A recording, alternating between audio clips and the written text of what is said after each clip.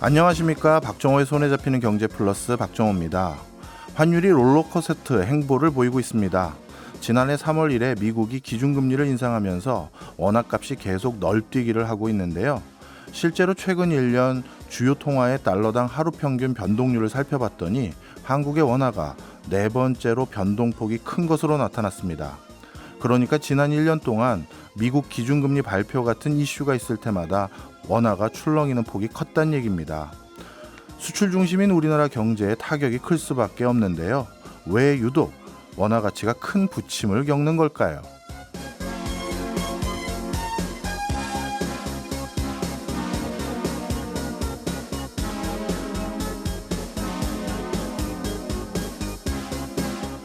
우리나라의 원화 가치의 변동성은 외화 자유화로 인해 지속적으로 커져왔습니다. 1997년 외환위기 이전에는 환율 변동폭이 미비한 수준이었는데요. 1997년 12월 환율의 자율성을 높이면서 환율 변동폭이 커졌고 이 폭은 글로벌 금융위기 이후 다시 더욱 커졌습니다.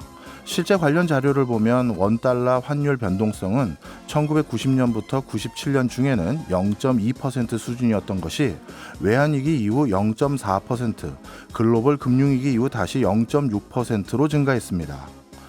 최근 국내외 경제 상황이 불안정해지면서 환율 변동폭이 다시 커지는 상황입니다.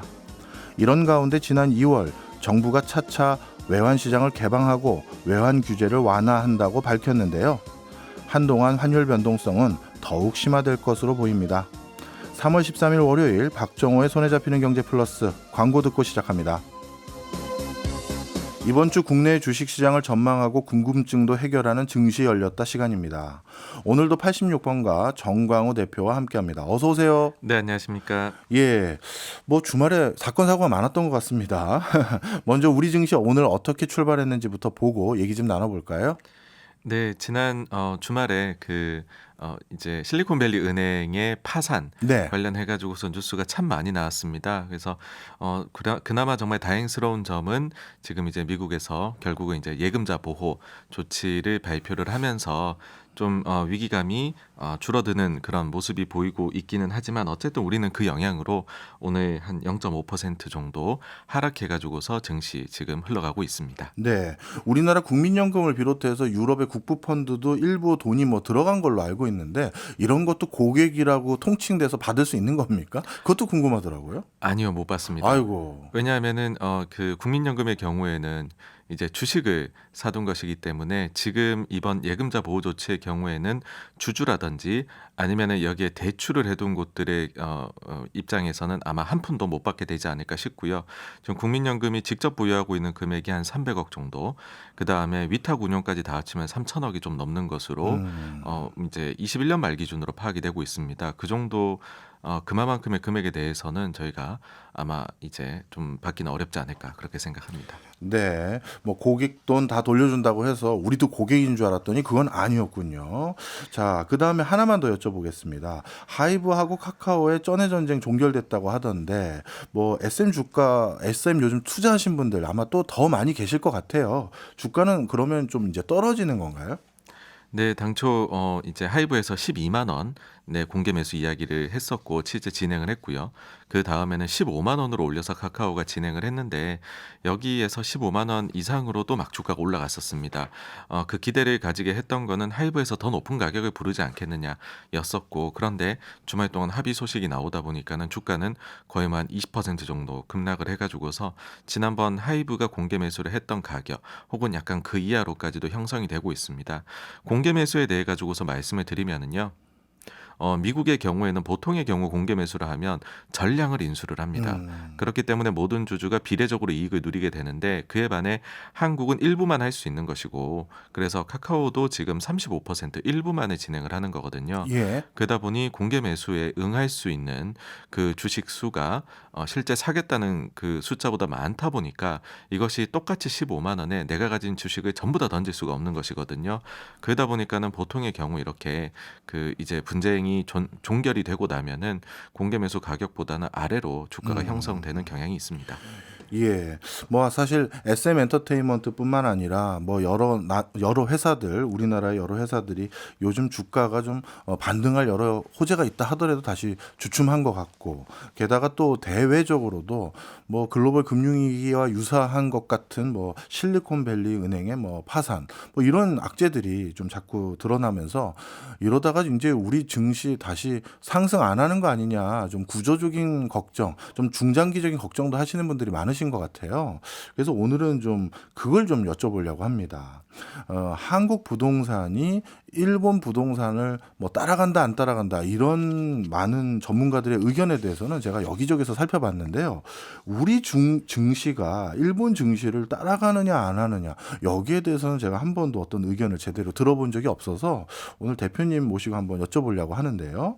일본도 주식시장이 잘 나가다가 버블이 일어났다고 하는데 언제쯤 일어났고 그 뒤에 어떻게 됐는지부터 좀 말씀해 주시죠. 네, 이 이야기를 드리려고 하면 아무래도 85년에 있었던 플라자 합의 때부터로 시작을 해야 될 것 같습니다. 일본이 버블이 왔다라고 하는데 왜 그 버블이 탄생을 했느냐? 그러니까는 플라자 합의 당시에 일본 엔화를 강제적으로 좀 강세로 보내려고 이제 미국을 비롯해 가지고서 압박이 들어갔었죠. 그래서 250엔이 넘던 엔달러 환율이 100엔 아래로까지 떨어지게 됩니다. 이 과정에서 일본 정부가 실수를 하게 되는데요. 급격한 환율 강세에 따라서 자국의 수출 기업들의 경쟁력이 감소할 것이다라고 우려를 해서 금리 인하를 비롯해 가지고서 통화 완화 정책을 적극적으로 펼쳐 나가게 됩니다.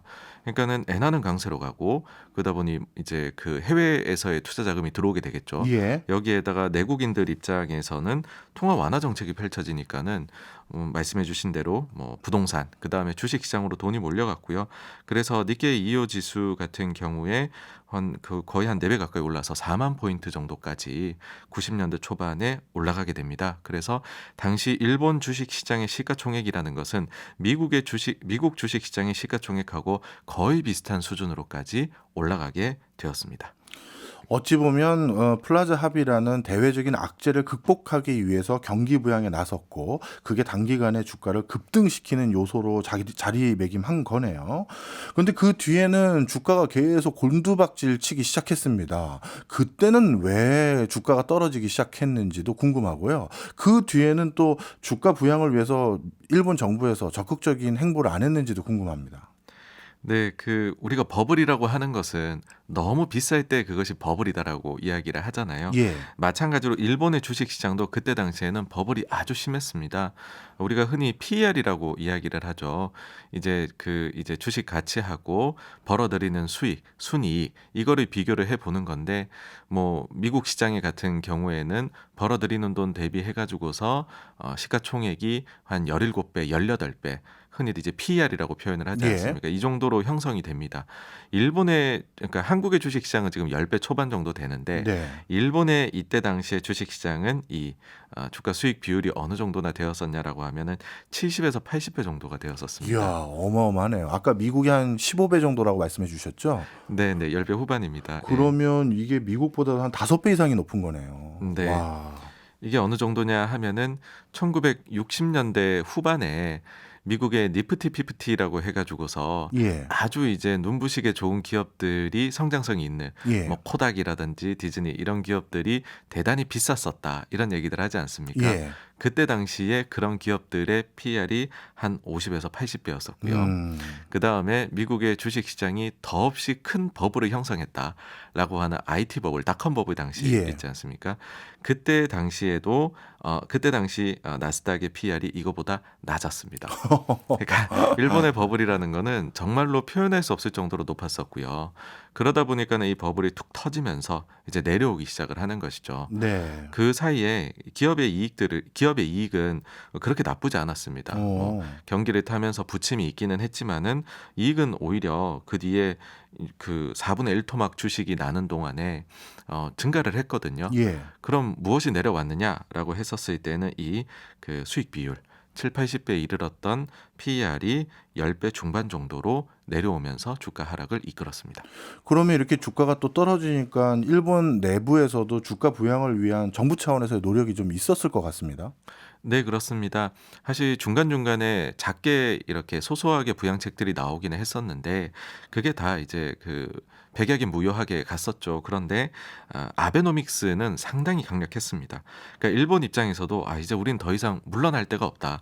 무엇라도 한번 해보자라고 했었고 엔화를 극적으로 약세를 보내면서 통화 완화를 많이 했었고요. 그로 인해 가지고서 일본의 수출 기업들의 실적이 일단은 많이 좋아졌었습니다. 그 다음에 두 번째는 정말로 돈을 풀어 가지고서 일본이 그 정부가 일본 주식을 산 건데요. 이거는 가령 이제 미국 연준이 QE를 많이 한다라고 우리가 뭐 양적 완화를 많이 한다라고 이야기를 하지만 뭐 사는 게 정해져 있습니다. 국채라든지요. 아니면 모기지. 그다음에 회사채를 요번에 일부를 샀습니다. 주식을 사지는 않거든요. 예. 그런데 일본의 경우는 일본 중앙은행이 직접 일본의 주식을 ETF만 산 거긴 한데 예. 직접적으로 일본 주식시장에서 주식을 매수를 했고 현재까지 누적으로 약 40조 엔의 금액을 샀습니다. 그러니까 이것이 주식시장을 다시 일으키는데 큰 도움이 되었죠. 또 한 가지가 그래서 요 금액이 어느 정도냐면 현재 일본에 상장되어 있는 ETF 시가총액의 80% 이상이 되고요. 예. 그리고 일본 전체 시가총액에서는 7% 이상을 차지를 합니다. 이와 더불어서 우리의 연기금이라고 할 수 있는 일본의 적립금 관리 운용 GPIF라고 많이들 얘기하거든요.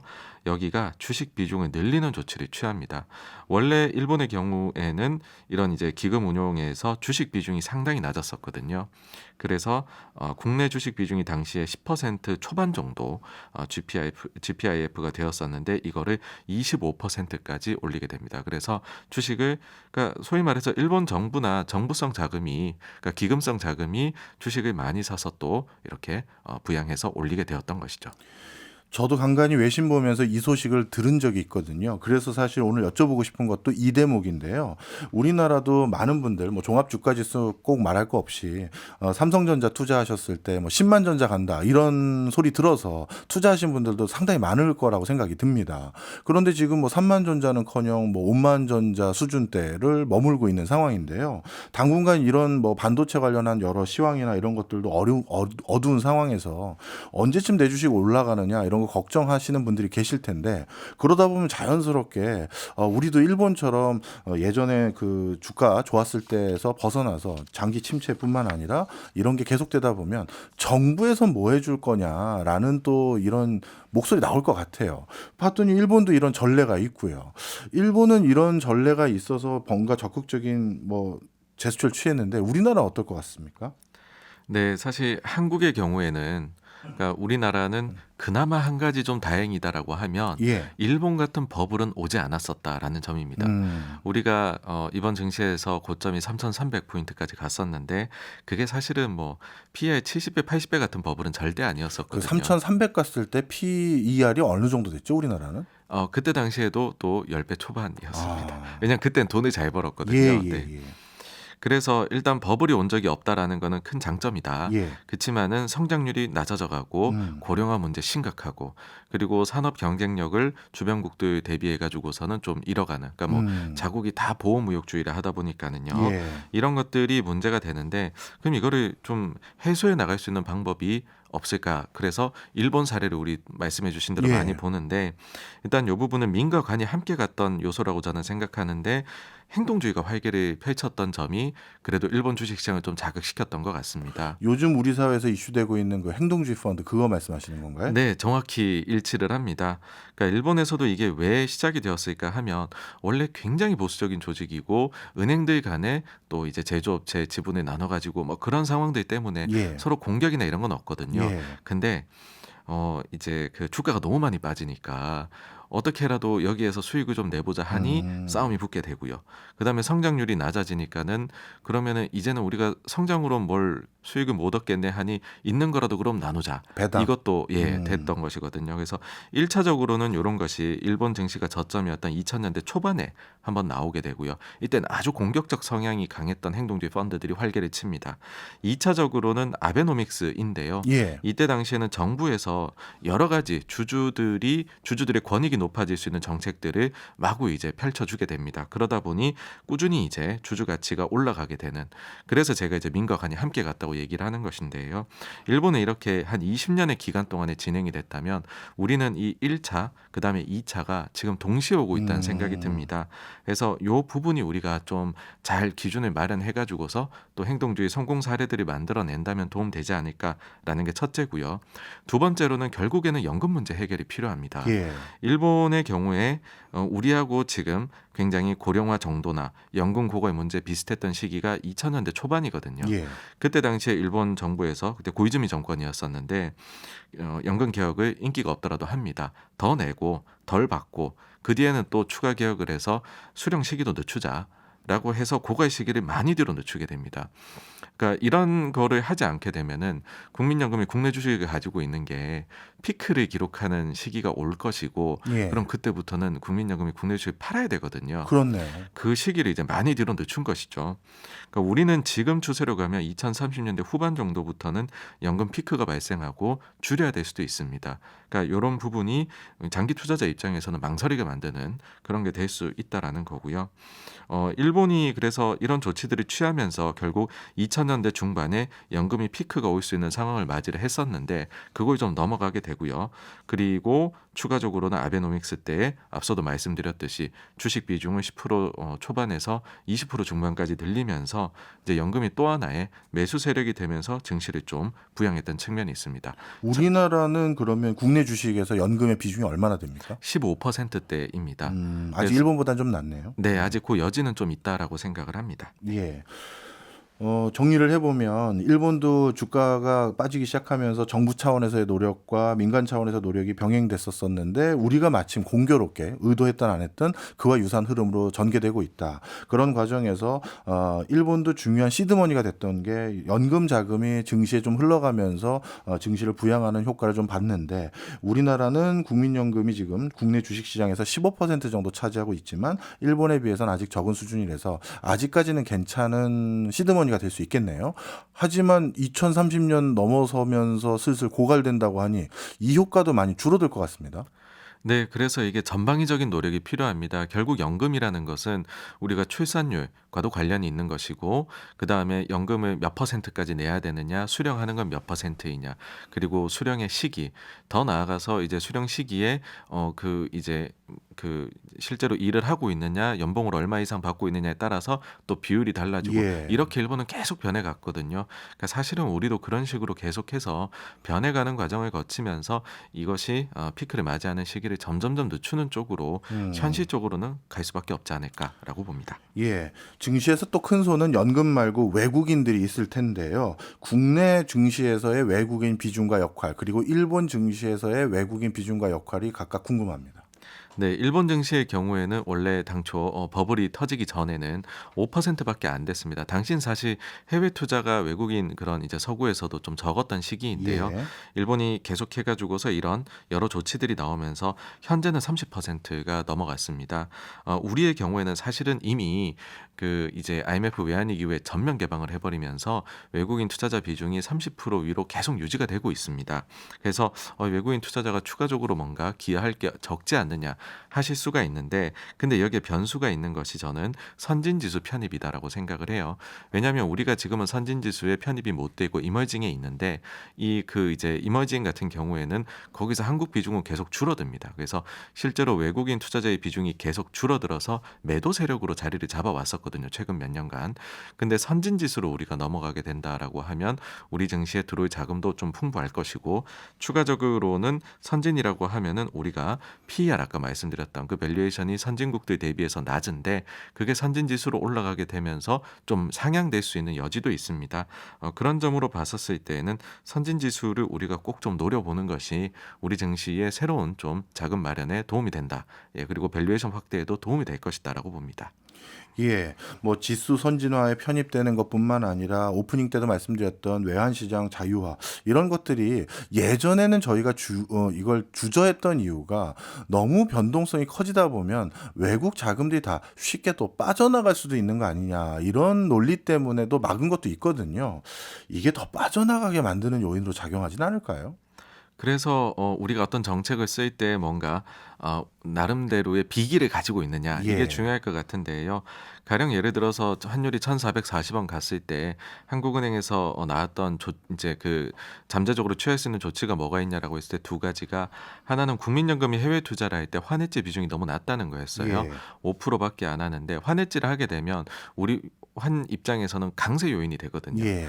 근데 요거를 10%로 늘리는 방안을 생각하고 있다. 첫째이고요. 음. 그다음에는 우리 기업들이 해외에 공장이 많은데 예. 거기에서 벌어들인 돈이 우리나라로 들어오는 것이 되게 힘들고 세금 문제가 있습니다. 예. 그 부분을 좀 완화를 해주게 되면 국내로 마치 미국이 트럼프 때 환류 세제 혜택을 줬듯이 들어오게 되면 환을 안정화시킬 수 있는 그런 장치들이 있다라는 것이죠. 그러니까 그런 게 있는 상황에서는 추가로 더 열어도 괜찮지 않을까라고 봅니다. 예.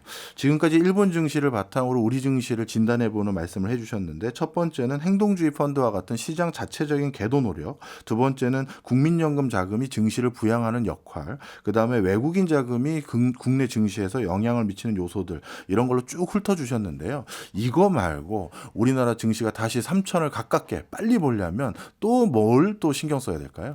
네, 결국은 기업들이 잘해야 됩니다. 일본에서도 꾸준히 차별화되게 성장하는 기업들이 있었거든요. 우리도 결국은 그것이 펀더멘탈이다 그렇게 생각을 합니다. 예, 역시 기업의 실적이 최고의 우선책이군요. 알겠습니다. 지금까지 정광우 대표였습니다. 고맙습니다. 감사합니다. 저희는 광고 듣고 2부로 돌아오겠습니다. 세상은 넓고 신기반기한 기업은 많다.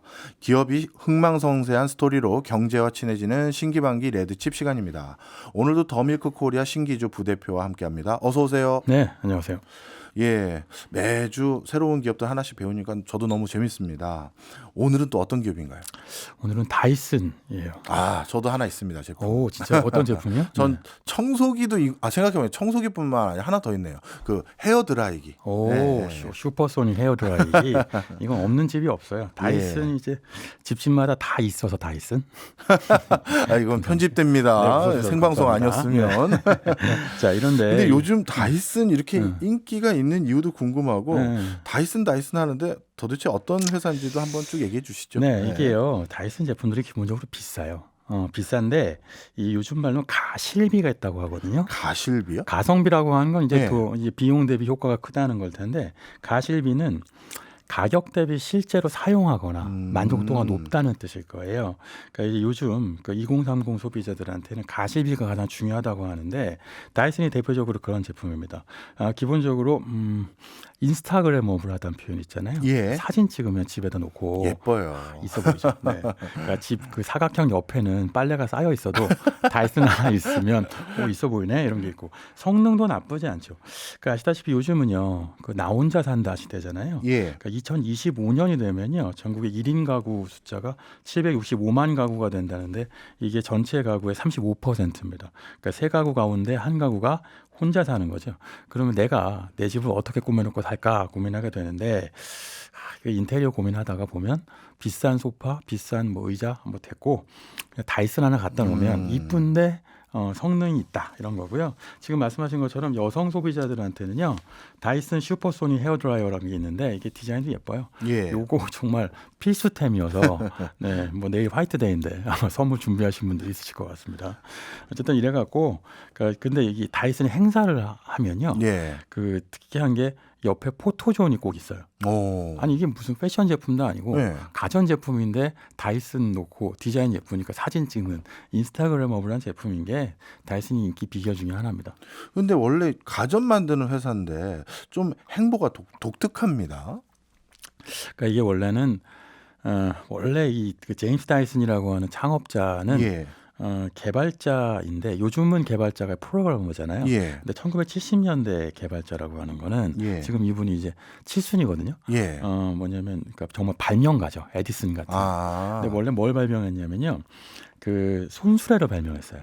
손수래요? 그러니까 이제 보면 그 물건을 나르기 위해서 외발로 하는 손수레 있잖아요. 예. 근데 외발로 바퀴가 달려 있으니까 손수레가 오른쪽 왼쪽으로 자꾸 넘어지는 거예요. 그렇죠. 그러니까 그거를 피하려고 바퀴 대신에 공을 단 거예요. 아. 아이디어 좋죠. 예. 네. 그걸 보고 이제 영어로 wheelbarrow라고 안 그러고 볼 베로라고 했는데 이게 진짜 인기가 좋고 히트가 할 만했는데 문제는 뭐냐면 이분이 발명의 아이디어는 있는데 사업을 할 줄 몰랐던 거예요. 그러니까 결국은 특허 침해 당합니다. 예. 카피라이트 침해 당해갖고 복제 제품이 쏟아지면서 망하고 게다가 심지어 본인이 만든 회사였는데 지분 구조 잘 몰라갖고 결국 쫓겨나게 돼요. 예.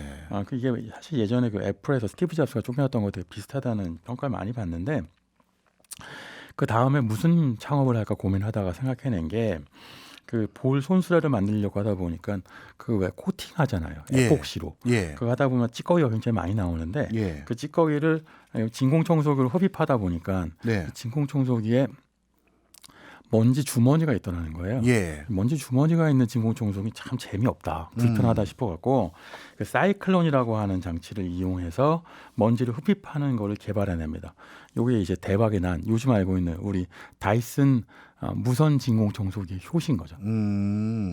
나름대로 저 자신이 쓰고 있던 물건들 중에서 뭔가 이 힌트를 많이 얻는 스타일이시군요. 이게 당대 개발자들이라고 하는 게 발명가들이라고 하는 게 살다 보면 예. 그 삶에 불편함이 있으면 저거 좀 개선하면 좋겠는데 사실 제가 보면 프로 불편너들이에요. 우린 그냥 불편하고 그냥 사는데. 네, 맞아요. 네, 이걸 그냥 넘어갈 수 없어라고 생각하는 사람인데 제임스 다이슨도 그런 사람이고, 근데 초반에 굉장히 힘들었어요. 이제 그 개발비는 집을 담보로 해서 했는데 요즘 이렇게 하면 이제 남편이 그렇게 하겠다고 하면 아내분이 쌍술 두고 말려야 되겠죠. 그렇죠. 근데 이 아내분이 미술 교사하셨대요. 예. 그래갖고 생활비는 부인이 벌고 남편은 그 될지 안 될지 모르는 이상한 진공청소기를 만들고 이런 삶을 살았는데 1979년부터 5년 동안 실패만 거듭하는데요. 네. 실패한 숫자가 5,126개라고 하더라고요. 이야. 다이슨 본인이 이걸 기억해서 예. 기록에 남겼습니다. 예. 뭐 이렇게 그래도 실패를 많이 했지만 아내 덕분에 지금의 반열에 오른 것 같은데 특히 처음 성공한 게 이 청소기부터 성공한 건가요? 네, 맞아요.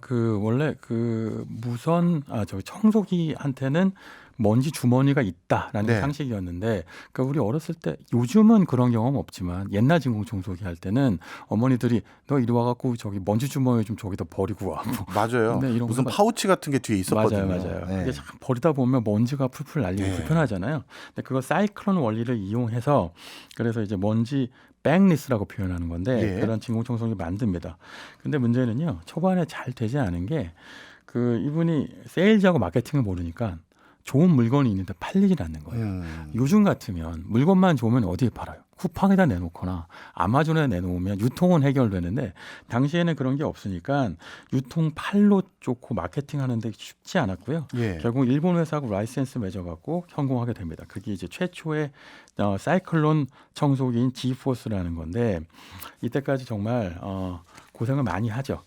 특히 이분이 근데 이런 고생에도 포기하지 않을 수 있었던 게 왜 무라카미 하루키라는 유명 소설가 있잖아요. 예. 이분도 왜 소설을 쓰는 것 자체가 마라톤 달리기 하는 거하고 비슷하다는 표현을 많이 하는데 뭐냐면 쉬지 않고 끝까지 페이스를 조절하면서 달릴 수 있어야 한다는 거예요. 네. 책 한 권을 쓰려면. 네. 이 제임스 다이슨도 영국의 아주 시골 마을에서 태어났는데 예. 어렸을 때 그 취미가 달리기하고 그림 그리기였대요. 예. 그래서 달리기는 취미로 하고 그림 그리기를 갖고 미술학교에 들어갑니다. 예. 거기서 미술을 공부하다가 나중에 산업 디자인으로 바꾸죠. 그게 예. 지금의 제임스 다이슨 청소기나 다이슨 제품들이 예쁜 이유인가 봐요. 아, 그렇군요. 어쩐지 디자인 감각이 남다른 제품이다 했는데 원래 본인 전공도 이쪽 분야였군요. 네. 다이슨 이런 얘기 해요. 뭐냐면 그 발명은 끊임없는 리인벤션이다. 이런 얘기합니다. 그러니까 발명에는 한 번 해결되는 게 없고 한 번 만든 다음에 끊임없이 개선해 나가야 된다는 건데 이건 다 요즘 아시아적 용어로 얘기하면 장인 정신 같은 거죠. 예. 다이슨은 장인 정신이 있죠. 문제는 장인 정신으로 버티려고 해도 오래 버텨야 되는 기간이 길었는데요.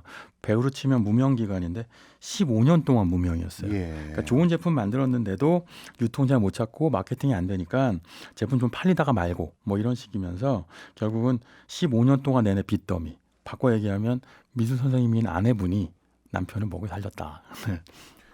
대단하네요. 그것도 놀랍지만 아까 말씀 주셨던 것처럼 5,126번째까지 실패하고 네. 7번째 성공한 야, 이게 바로 오래 달리기를 취미로 하는 사람이 가질 수 있는 자세인 것 같기도 한데. 아니면 아내 눈치 보다가 달리기를 집 밖에 나간 게 아닐까. 네. 예. 그런데 지금은 또다시 이거 특허 침해 아닌가 싶기도 한데 이제는 대부분 먼지 봉투 이거 없잖아요. 청소기. 그렇죠. 이제 다이슨이 표준이 됐죠. 음.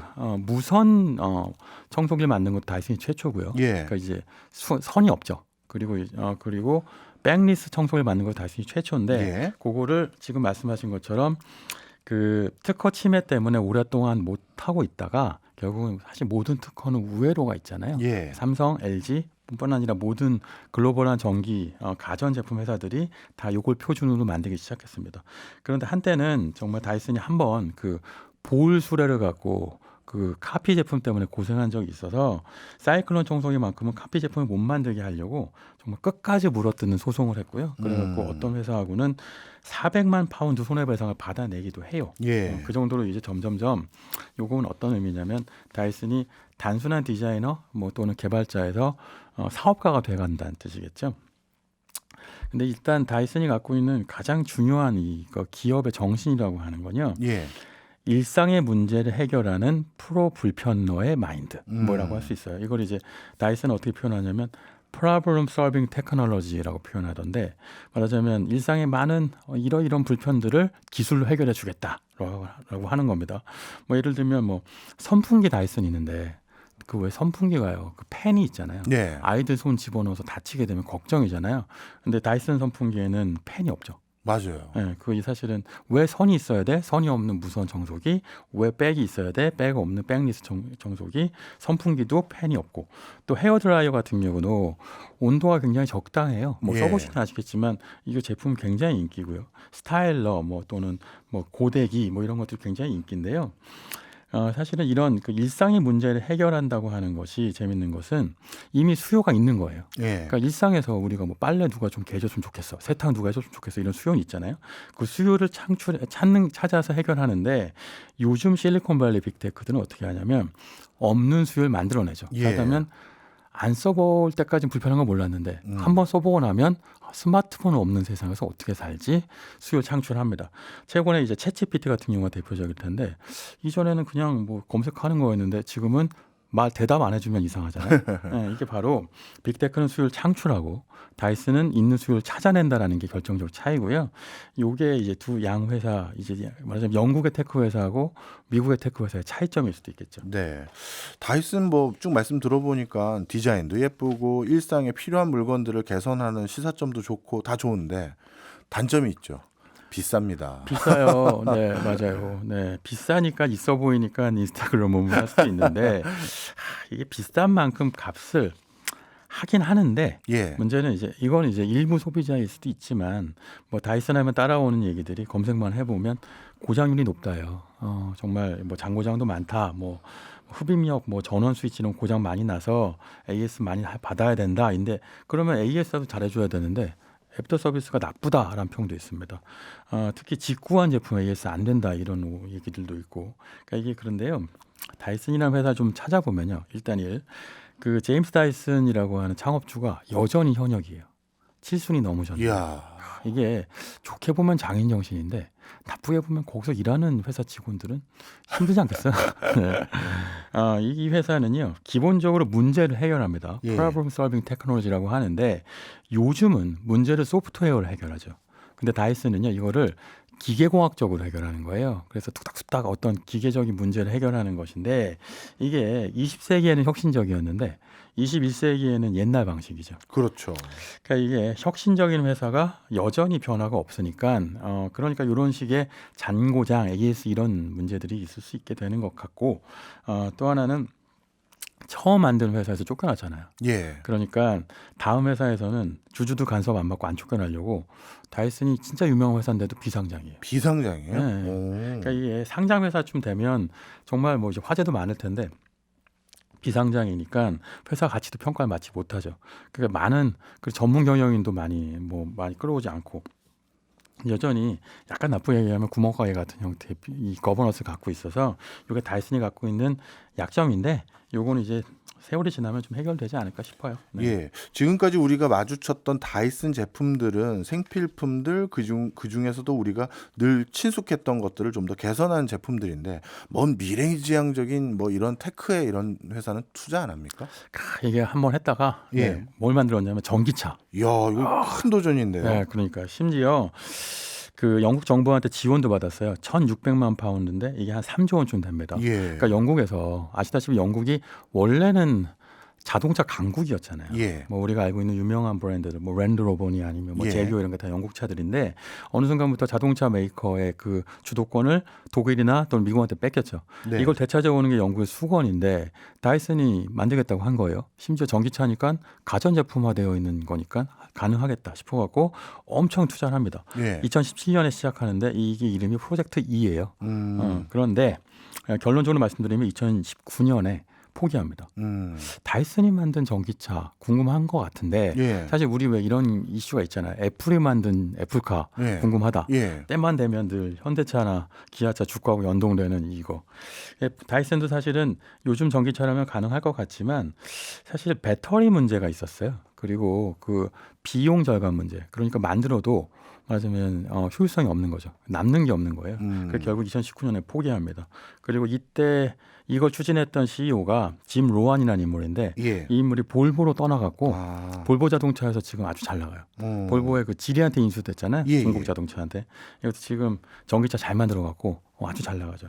그러니까 결국은 다이슨이 실패한 거는 아까 잠깐 말씀드린 약간 올드한 거버넌스 구조가 문제가 있어요. 이게 말씀드리면 테슬라 같은 경우는 배터리면 직접 안 만들고요. 예. 배터리를 외주잖아요. 네, 사오죠. 네. 뭐 CATL이나 뭐 LG 이노베이션 예. 같은 회사, LG 엔솔 같은 회사한테.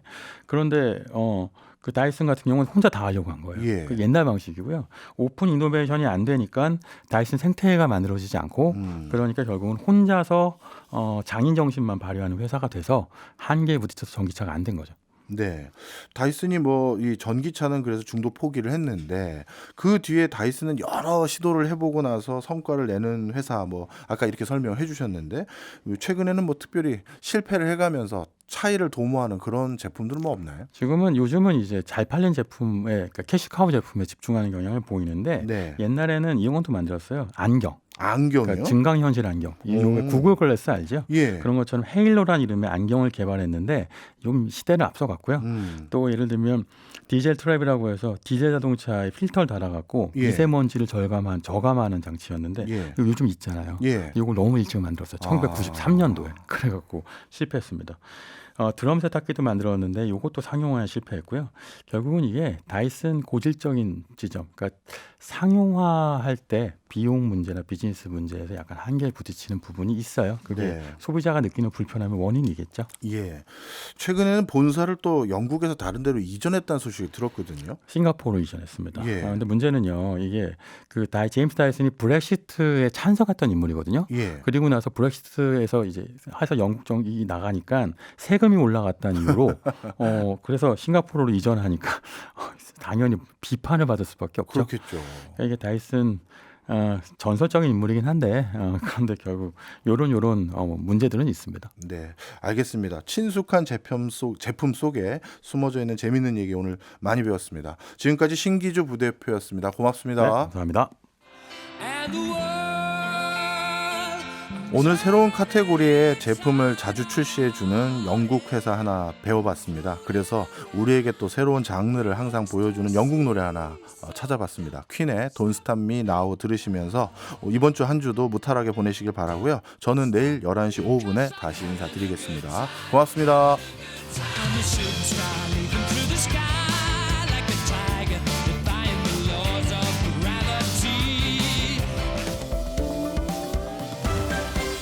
경제 생활의 플러스가 되는 아주 경제적인 시간.